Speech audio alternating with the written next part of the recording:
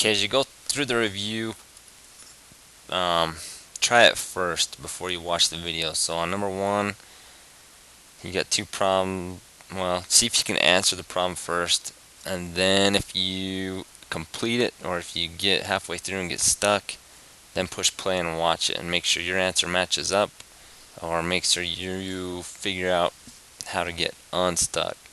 So do number one, then push play, then stop it, go to number two, give it a try, and then go as far as you can, finish it or until you get stuck, and then push play.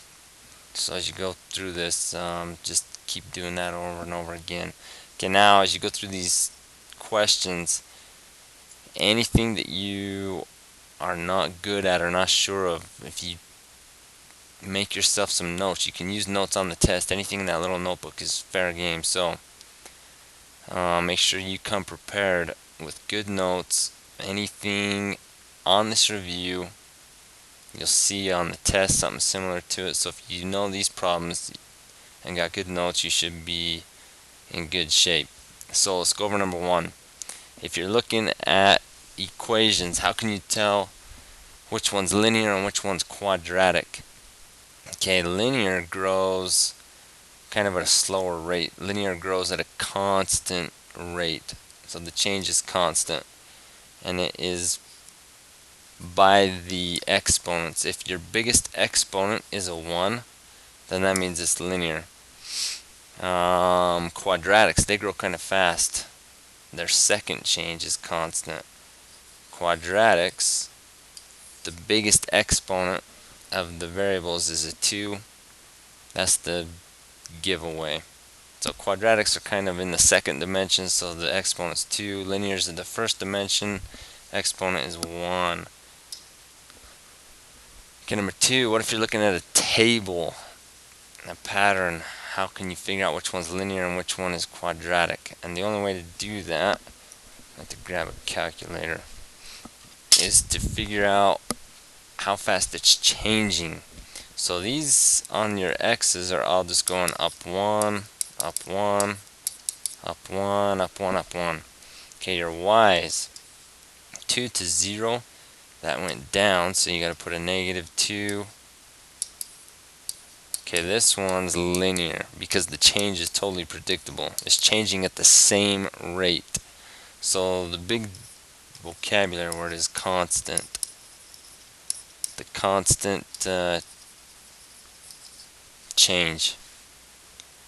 Okay, now this is kind of a review from the first test. See if you can use that information to come up with a rule. So the linear model is y equals mx plus b. Okay, the linear model, m is actually how fast it's changing. So remember, slope is like your y sub 2 minus y sub 1 divided by x sub 2 minus x sub 1. But this minus, all it means is your change in y's on top divided by your change in x's on bottom. So my y's are changing, they're going down 2 every time. My x's are changing, they're going up 1. So a -2 divided by a +1 is just a -2. So that is my change, that's my slope, that's m. So my rule is going to start off like this. I'm going to times by a -2. And then we just chose one, so I'm going to choose 3. I know 3 has to give you -10, so I'm going to take 3 and times it by my -2, and that's a -6. But the answer is not -6, it's -10. So then -4. So times by -2, then -4. Let's try it with 2. 2 times -2 equals -4, then -4 should be -8.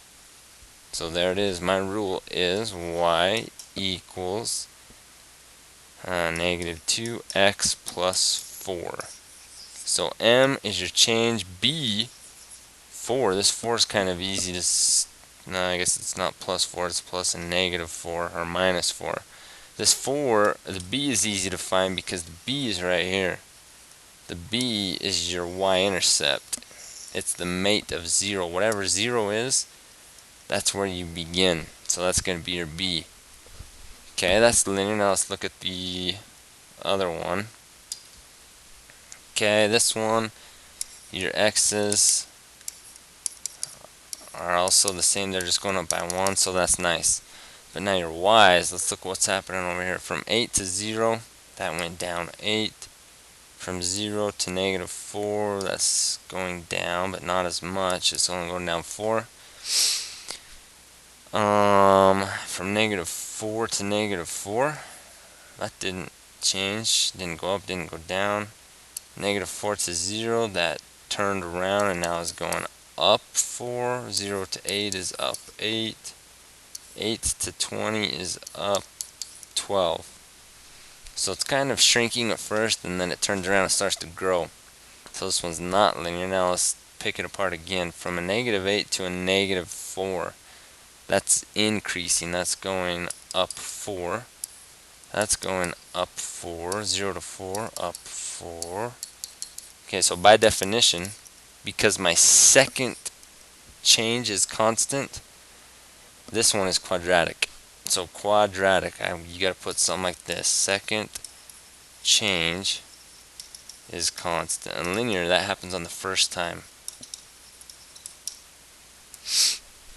Okay, now the model that we used for the quadratic was this. Y equals ax squared plus bx plus c. And that's your standard form. So you've got to find the value of a, the value of b, the value of c. A and c are pretty easy. A, you take your second change, you take 4, and you cut it in half. 4 divided by 2. So A is going to be 2. And C, just like your linear model, C is the mate of 0. That's your y-intercept.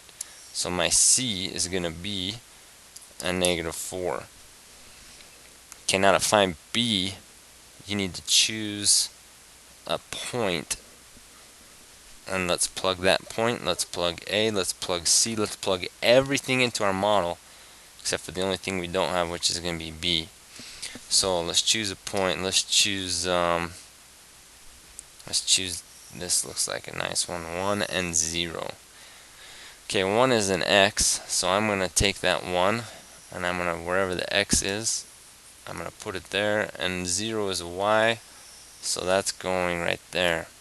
So 0 for the y, 2 for the a, 1 for the x. Make sure you put in parentheses. I don't know what b is, so leave that. C I know is a negative 4. Okay, now let's just do the arithmetic, and we're in good shape. 0 equals 2 times 1, that's 2. B times 1 is just 1b. Okay, let's combine our like terms. What's 2 and a minus 4? 0 equals a minus 2 plus b. Let's get b by itself. Let's undo this minus 2. Let's add 2 to both sides. Plus 2 plus 2. B equals 2. So now your final answer, let's plug in a, b, and c. Y equals 2x squared plus 2x minus 4. That is your function for that pattern. Okay, what about a picture? If you're looking at a graph, how can you tell which one's linear and which one is quadratic? Okay, linear because of the constant change. That's the key word. That means it's going to grow or shrink at the same rate. It's never going to change. So it's going to be a straight line. All the time it's going to be, let's see if you remember your slope. So if I find some dots, looks like I can find 3 dots on this line. It's always going to be over, down, rise and run, the same amount. So this one looks like it's, how far am I going over? 1, 2, 3, 4, over 5 and down 3, over 5, down 3, over 5, down 3. So if it grows at the same rate, it's going to be a straight line. Okay, now write the function. So let's see if we can come up with the rule. Remember the general model, y equals mx plus b. Okay, my m is your rise over run, so I've got that halfway figured out. which one goes on top, the 5 or the 3. The rise is the up and down, so I'm going to put 3 on top. And the run is the left and right. That's the horizontal, so that's 5. The only thing you need to figure out by looking at that line is, can you tell if it's growing or shrinking?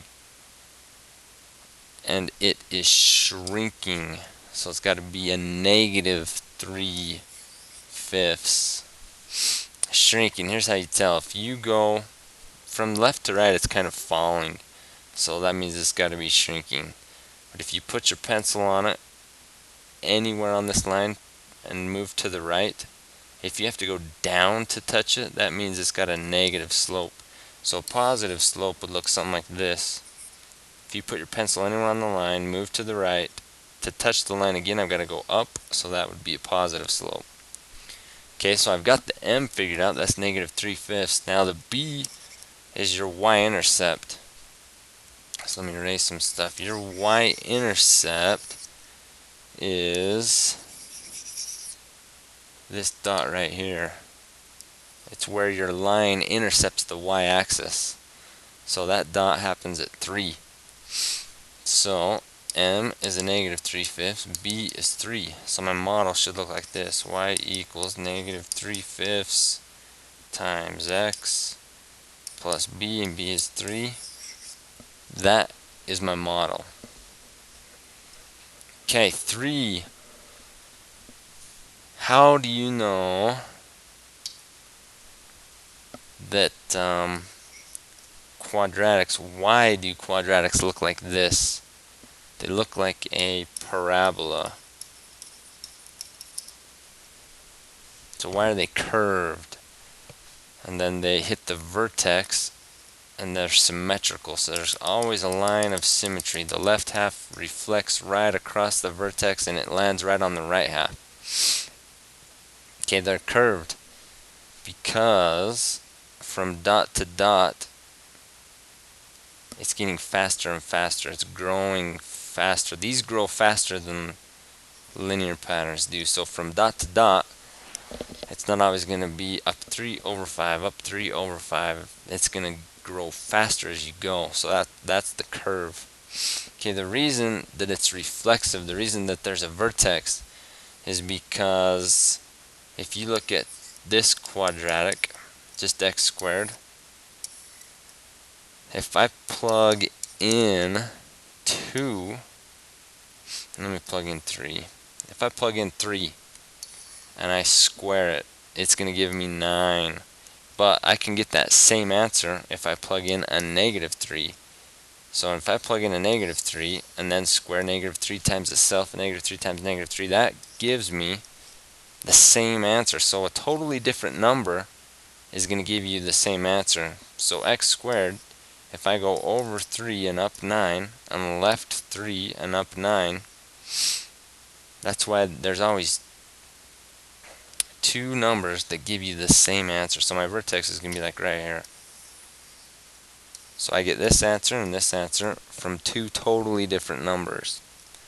So anytime there's a square, that means you can get the same answer from two different numbers, and that's why all these dots are reflexive. So let's see if we can write the function for this one. Okay, there's two models that you need to be familiar with. There's the vertex model, which is y equals a x minus h squared plus k. And this is the one we're going to use right here because it gives you the vertex. If you've got the vertex, then that's the hint that you need to use vertex model. Okay, the vertex model, here we go. A, this number right here, if it's positive, it opens up. If it's negative, it opens down. So look at your picture right here, and it opens down, so you know that number's got to be negative.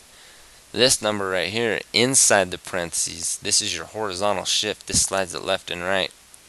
And this number right here, outside, moves it up and down. So let's get the point of that vertex. That vertex to get that vertex, my x was 4, I went over 4, my y was down 1. So there's my point, over 4, down 1. Okay, now I'm going to plug these into my model. So this number is my horizontal shift, that goes there, and this is my vertical shift, that goes there. But this is the tricky part. If you mess up, you're going to mess up in here, because remember, this is backwards. So here we go. My model should look like this. Y equals a x squared. Okay, I went 4 to the right. So the question is it a plus 4 or is it a minus 4? And that's the $1,000,000 question. This is where you're going to mess up. And this is always backwards. It's going to be minus 4. So in the parentheses, I'm going to have x minus 4. Minus means you're going to the right, and plus actually means you're going to the left. And then I went down 1, so that's going to be down 1. Okay, you are almost done. You just got to figure out this a right here. And you're going to do it the same way, exact same way that we found b here. You just pick a point and you plug it in. So go back to your picture. There's a point, there's a point, there's a point, there's a point. And any point you pick will give you the same answer because all those points are on the same line. So I'm going to pick this point right here. This point is 3, right 3 and down 4. Okay, this 3 is an x, so I'm going to substitute it in for x. The negative 4 is a y, so I'm going to substitute in for y. Change color. So I'm going to have a negative 4 equals a, you don't know what that is. X is a 3 minus 4 squared minus 1. Okay, now let's do the math. Parentheses first. 3 take away 4 is a negative 1. A negative 1, exponents next. A negative 1 times a negative 1 is a positive 1.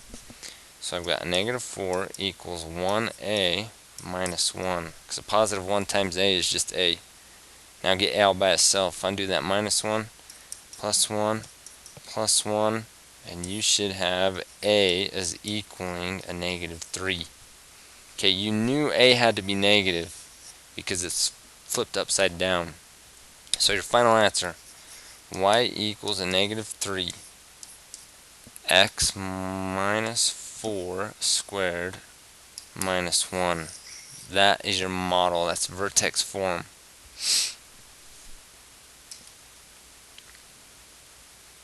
Okay, this question. Can you look at a table and find the vertex? Okay, the vertex, remember, is where it turns around. So let's look right here. Your x's are all going up by 1. 0 to 3, so that's growing, growing, shrinking, shrinking, shrinking, shrinking. Your vertex is right there. Because look, this point right here, after it and the point before it are the same answer. 2 points after is 0, 2 points before is 0.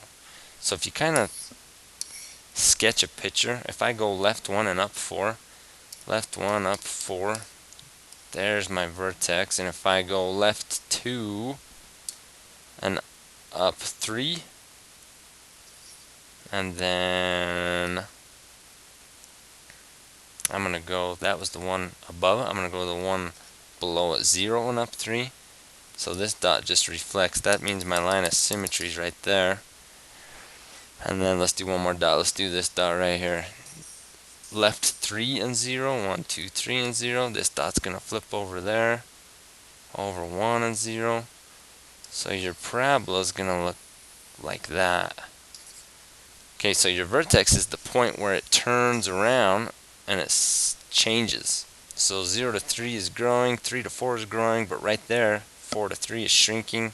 So that's where it turned around. Okay, it wants you to find the vertex. We got it. It wants you to find the axis of symmetry. The axis of symmetry is this right here.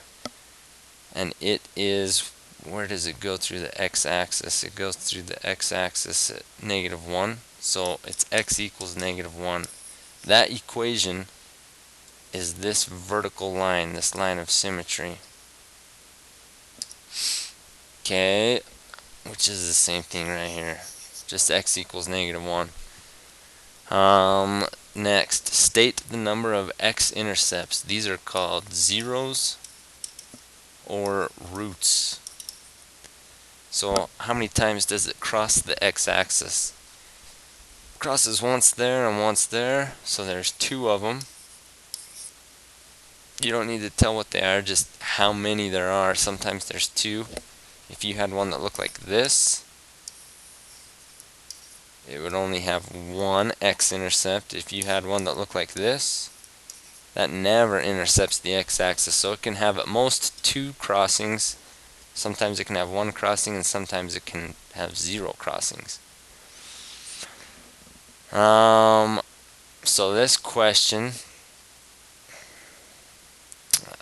we did them, but we did it a long time ago, so I'm not sure how deep I'm going to go on the test. I'm not going to go this deep, but let's see if you can figure out minimum and maximum. The vertex, is it a minimum or is it a maximum? Okay, minimum, this vertex right here is a max. Why is it a max? It's a max because it is the highest point of the graph. So the graph never goes any higher than right there. A minimum would look like this. It is the lowest point on the graph. It's the very bottom, lowest point on the graph. So minimum if it's concave up, a maximum if it's concave down. Okay, this next one. Where's the vertex? And I see it's right there. Because the point above it, the point below it are the same. The -6 and the -6, they're the same. 11, -11. So if we sketch a picture real quick, sometimes that helps. Over 4 down 2. There's my vertex. And then over 5 and down 3. And over 3 down 3. So it's going to look like this. So let's talk about this. Where is my line of symmetry? Your line of symmetry goes through the x-axis at 4. So it's x equals 4. How many x-intercepts does it have? Has none. Never crosses the x-axis. Is this a maximum or a minimum? And it is the highest point, so it's a maximum. Okay. Find each product, distributive property. Number 1, you need to multiply both of these together. So you got to multiply the p to the p. That gives you p squared. Multiply the p to the -2. In front of this p is a 1. So you just times the numbers together. 1 times a -2 is a -2p. Then this 2 times p is a plus 2p. 2 times a -2 is a -4. And then combine your like terms, add your middle terms. A -2p and a plus 2p is 0. They cross out. So p squared minus 4 is my answer. Number 2, x plus 4 squared. You have to rewrite that as x plus 4 times its exact self, x plus 4. So x times x squared, x times 4 is 4x. 4 times x is another 4x. 4 times 4 is 16. Combine your middle terms, 4x and another 4x. Gives you a total of 8 x's. You just add or subtract the numbers in front. That is your answer. Number 3. Multiply this to this. In front of there's a 1, so times the numbers. 1 times 3 is 3. B squared, b times 3 is 3b. A -3 times 3b is a -9b. And a -3 times 3 is a -9. Okay, combine these b's. If you have 3 positives and 9 negatives, you got way more negatives. 3b squared. So your answer's got to be -6b. Because those 3 positives cancel 3 of the negatives. Okay, not too bad. Completing the square. So if you are given the first and the second, and you are asked what number would you choose to fill in the blank so that it creates a perfect square. So you gotta remember, you get this middle number right here by addition. This came from 4 plus 4. And you get the last, the 16, by multiplication. So how did I get this 10x? That came from 5x plus 5x. So I want this number to be 25, because if I do 5 times 5, that will give me my perfect square. So x squared plus 10x plus 25. Now if I factor that, it looks like this. X plus 5 times itself, x plus 5.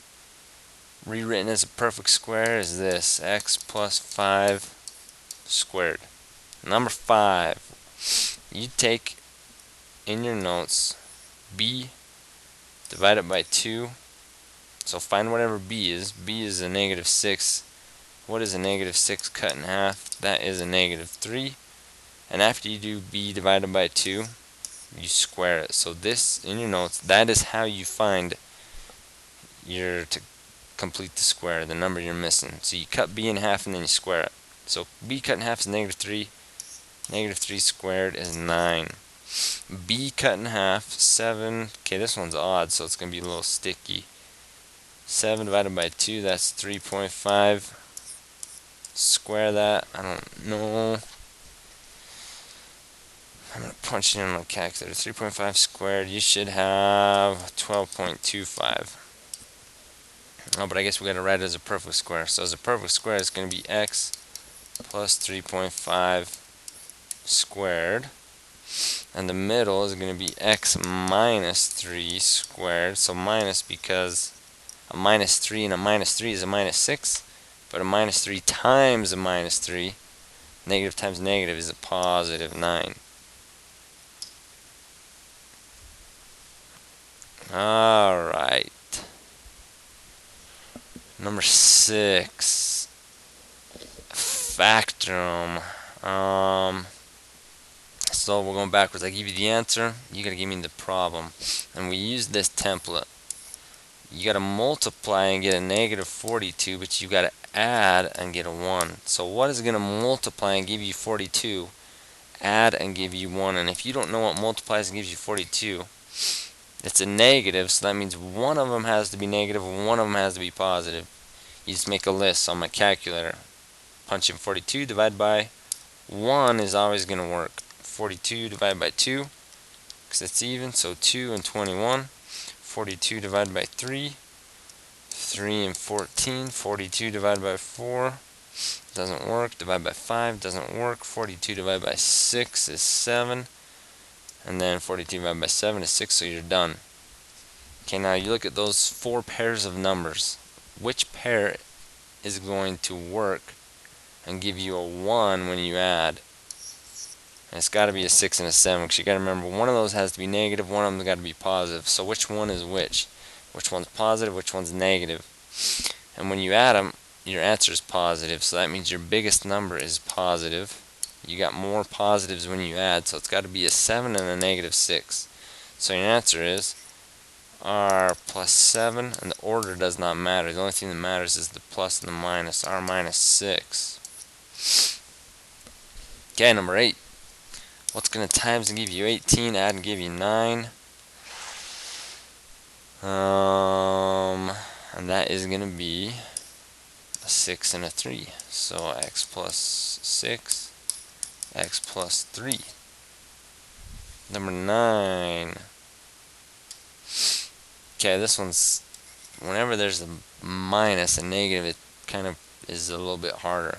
So what's going to times give you 24, add give you negative 11. 1 and 24, 2 and 12. It's going to be 3 and 8. Okay, 3 and 8 will give you an 11, but only if it's a negative 3 and a negative 8. And that works because they multiply and give you a positive 24, so we're good. X minus 3 x minus 8. Okay, real fast, the answer should be 10. What is the answer to 10? It's going to be a minus 5, a plus 3. Okay, 11 and 12. Let's look at 11 and 12. Because 11 is missing the C, but 12 is missing the B. So it's missing the middle. 11 is missing the end. So look at 11. What is going to multiply and give you 0, but add and give you 10? The only way you can multiply and get 0 is if one of them is 0. So it's going to be 0 and 10. So it's going to be x plus 0, x plus 10, but you're never going to see x plus 0. You're just going to see this, x times x plus 10. These are the exact same thing. Okay, 12, what is going to multiply and give you a negative 4, but add in the middle and give you nothing? And that is a negative 2 and a plus 2. The only way you can add and get 0 is if you add opposites. So this is going to be x minus 2, x plus 2.